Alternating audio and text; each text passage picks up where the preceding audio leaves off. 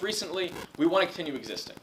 And so things got pretty heated, but it didn't last long because they finally declared bankruptcy in November 2012. This was not Chapter 11. This was real bankruptcy, the kind of bankruptcy where you close your doors forever. And so when they closed bankruptcy, or when they declared bankruptcy, excuse me, now for the third time, there were a lot of repercussions that resulted from this. What all of us probably know as a repercussion is the loss of Twinkies. Twinkies were shared online. There were lots of memes, lots of GIFs that were created about Twinkies, basically saying this was the end of Twinkies, which had been, American staple food for a long time, even if it probably shouldn't have been. But people were pretty upset. They were actually genuinely distraught about the loss of Twinkies. It was coming into news networks. People were eating Twinkies, and Twinkies were selling online for astronomical amounts of money. People are like, these are, Twinkies are going to go into the Smithsonian and things like that. So Twinkies were a really big deal, and this was the loss of Twinkies. And for those of you that lived through this, you probably know it as that. The close of Hostess was the loss of Twinkies. But that's not what it was for everyone. For the employees, this was the loss of jobs. So 18,500 employees lost their jobs when Hostess closed its doors. And that's the real serious repercussions of this closure. And of course, that's a difficult thing to grasp when the reason those jobs were lost was because there was a fight to try to figure out what benefits should be given to those jobs. So obviously, that's a very controversial thing. So this is America. Our question to ask now is, whose fault is it?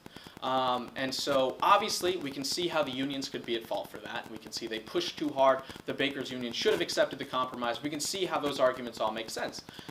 Because had they not done that, they would have had slightly lower paying jobs with less benefits, but they would have had jobs at least. There's a lot of people arguing that. But there's the opposite side as well. Some people argue the company didn't adapt to the times.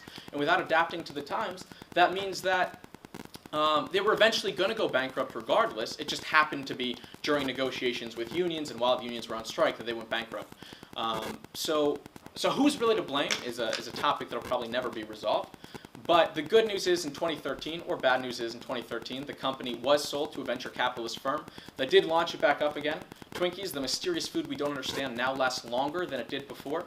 But the serious thing to note is that only 1,200 employees got their jobs back after that. So a lot of jobs were just gone forever in the attempt to do what's best for employees. So obviously that's terrible. There was a lot more automation in the business, and there was a lot of downsizing, specifically in management and things like that. So the company had really stripped then, and the employees were now far worse off as a result of this battle, trying to get what's best for the employees.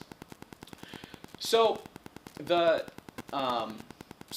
thing to take away from this story is that unions obviously have a lot of advantages, and unions have a lot of disadvantages. And our hope is that as you all enter the workforce, you'll be able to better understand unions, how they work, the pros and the cons, and make more informed decisions about unions. Thank you.